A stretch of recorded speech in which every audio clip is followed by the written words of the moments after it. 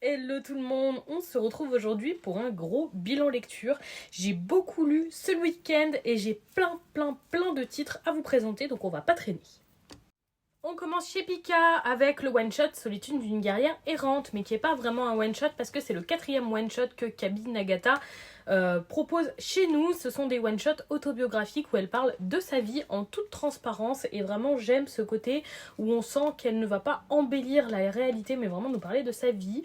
On a eu déjà des one-shots sur la dépression, sur sa sexualité et sur son rapport avec l'alcool et cette fois-ci elle va nous parler d'amour et de ses déboires amoureux et de son incapacité à trouver l'amour tout simplement.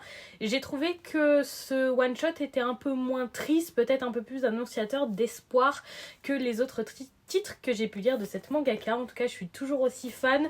Le style, on est toujours sur du monochrome comme ça, donc ici ce sera des nuances un peu de rose. Et vraiment, une fois de plus, j'ai adoré. Ça confirme que Kabi Nagata est une autrice que j'apprécie particulièrement et que j'adore lire. J'ai passé un incroyable moment de lecture avec ce one-shot. J'ai ensuite lu le troisième tome des Vols, édité chez Delcourt Tonkam. On est vraiment sur un format, vous savez, comme ça, avec une couverture rigide, très qualitative, vraiment très belle édition. Je m'étonne à aimer ce titre. Alors, les graphismes ne sont pas du tout à mon goût, il faut un peu BD comics. Par contre, j'aime énormément l'histoire proposée. Ici, on a des héros qui protègent la ville, qui forcément finalement sont plutôt corrompus par le maire, etc. Détournement de fonds, tout ce qui va bien. Et à côté de ça, on a des jeunes gens qui ont acquis des pouvoirs et qui veulent juste un peu libérer la ville et faire ce qu'ils veulent et goûter à la liberté, qui ne sont finalement pas si méchants que ça. J'aime cette nuance, l'histoire avance bien, on découvre de plus en plus de personnages et c'est de plus en plus sombre. Et franchement, j'ai adoré ce troisième tome. Chez Kana ensuite, ça y est, j'ai terminé un grand classique. Il s'agit de Monster, un des thrillers les plus connus et les plus vieux. C'est l'édition de luxe, donc terminée en 4 tomes et je vous en parlais petit à petit.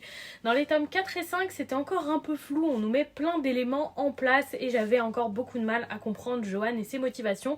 Et on sentait que Nina allait être de plus en plus au cœur du récit et ça faisait plaisir.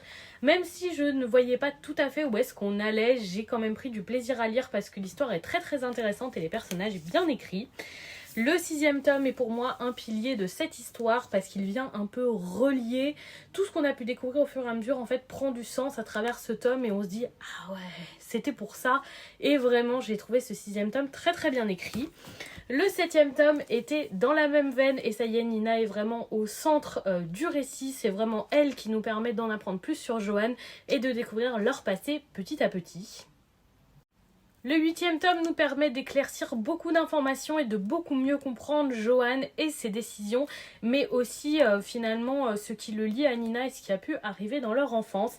Et vraiment, le tome 9, c'est l'explication complète de l'œuvre. Vraiment, c'est là qu'on saisit enfin toute la profondeur de ce qui est écrit et à quel point la personne qui a écrit ça est incroyable.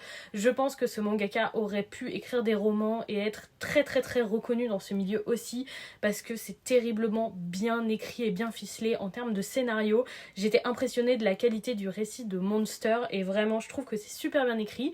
Je pense que ça mériterait même une relecture pour en saisir toutes les subtilités.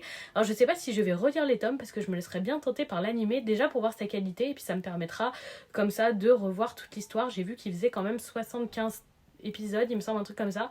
Donc ce serait pas mal pour redécouvrir. En tout cas, ce titre vaut vraiment le détour, vous aviez raison.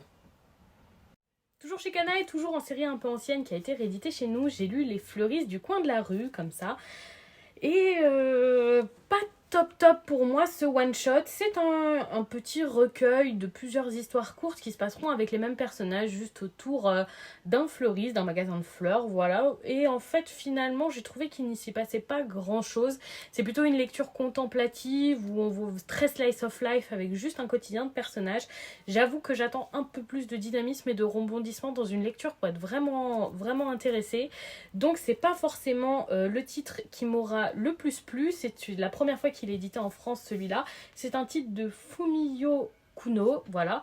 Il y a eu d'autres de ces one-shots qui ont déjà été édités et qui seront réédités en même temps que celui-là, mais celui-là c'est pas celui qui m'a le plus emballé, je dois l'avouer. De la même autrice, j'ai lu un autre one-shot qui s'appelle Le Pays des Cerisiers. Déjà, je trouve la couverture incroyable, le style aquarelle est tellement joli.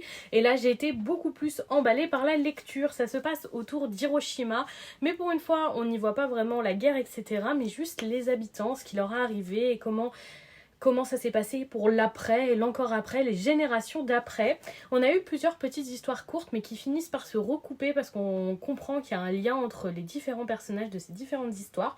J'ai trouvé ça très agréable à lire, j'ai apprécié qu'on ait vraiment cette autre vue de la catastrophe d'Hiroshima, pas juste la bombe et les militaires mais bien d'autres choses. Et franchement j'ai apprécié et celui-là j'ai trouvé par contre qu'il était très chouette. De chez Omake ensuite, j'ai lu le 4e tome de Psychopathe Girlfriend, donc c'était le dernier, et qu'est-ce que j'ai aimé cette fin. Déjà j'ai trouvé que c'était un super titre, un mélange un peu thriller, horreur, super efficace, avec des personnages très intéressants et très attachants, et aussi un peu contrebalancé. Notre personnage principal se rend compte que certaines actions qu'il peut faire ne sont pas bien, mais il les fait quand même, il est un peu torturé, j'ai trouvé ça très intéressant. J'ai beaucoup aimé cette fin, j'ai pas vu venir certains éléments de la finalité, notamment le coupable de certains meurtres, et j'ai trouvé la fin très touchante. Juste petit bémol sur le fait qu'ils aient laissé une certaine personne en liberté à la fin du titre et qu'on voit qu'elle récidive et je ne comprends pas. Enfin, je trouve ça totalement illogique comme choix scénaristique. Dans la vraie vie, cette personne ne serait jamais laissée en liberté. Mais pour le reste, c'était excellent et c'est une très très bonne fin. De chez Mangetsu ensuite, j'ai lu le second tome de The Tunnel to Summer qui nous amène donc à la moitié de la série vu qu'elle sera terminée en 4 tomes et définitivement je suis très très emballée par cette lecture. Le premier tome m'avait vraiment beaucoup plu avec des personnages qui ont une vie finalement assez difficile et qui découvrent un tunnel qui leur permet peut-être d'exaucer leurs vœux. Pour le moment le tunnel est très énigmatique, on sait juste que quand ils le traversent le temps s'écoule plus rapidement à l'extérieur qu'à l'intérieur, mais en tout cas pour le moment on ne sait pas encore s'il peut vraiment exaucer les vœux, s'il peut exaucer leurs vœux qui sont très particuliers, mais pour le moment j'apprécie. Ce tome a été aussi l'occasion de créer de nouveaux liens entre nos personnages et de resserrer ces liens, ce qui était très agréable de pas juste avoir l'intrigue autour du tunnel mais qu'il y a un peu d'enrobage de l'histoire et des personnages autour, donc vraiment jusqu'ici c'est un tout bon. On termine chez Soleil Manga avec le premier tome de Dans l'ombre de la lune, donc un nouveau shoujo de Saki Aikawa qui en écrit de nombreux. Et avec moi en général ces titres ça passe ou ça casse, soit j'aime beaucoup soit je n'aime pas du tout, et pour celui-ci malheureusement ça casse. Je n'ai pas aimé ce premier tome du tout. C'est un jeune homme qui est en fait la réincarnation d'une princesse. Cette princesse a mis ses pouvoirs dans des cailloux qui ont été distribués dans 5 familles. Et ces 5 jeunes hommes vont essayer de courtiser la princesse qui est donc un homme dans notre récit. Ça en soi ça ne me dérange pas, mais vraiment le côté hasard de dingue oh bah tiens bizarrement les 5 détenteurs de la pierre qui pourraient être partout dans le Japon sont tous dans son lycée. Exceptionnel, vraiment. Je trouve que c'est trop gros en fait pour que je me plonge dans la lecture et que je prenne la lecture au sérieux. J'ai trouvé ça un petit peu trop ridicule. Ça m'a totalement sorti de ma lecture et ça me donne aucune envie d'aller plus loin. Malheureusement, j'ai pas du tout accroché à ce titre. Et donc voilà pour cet énorme bilan lecture. Et ce bilan lecture clôt ma pile à lire de Service Presse. Je vous en ai déjà parlé, vous savez que j'avais réussi à la terminer en juin, mais dans la foulée je suis partie en vacances et quand je suis revenue j'avais reçu plein de colis et j'avais presque pas pu lire des livres de ma pile à lire d'achat, donc sinon j'ai pas encore pu lire d'achat depuis le mois de septembre de l'année dernière.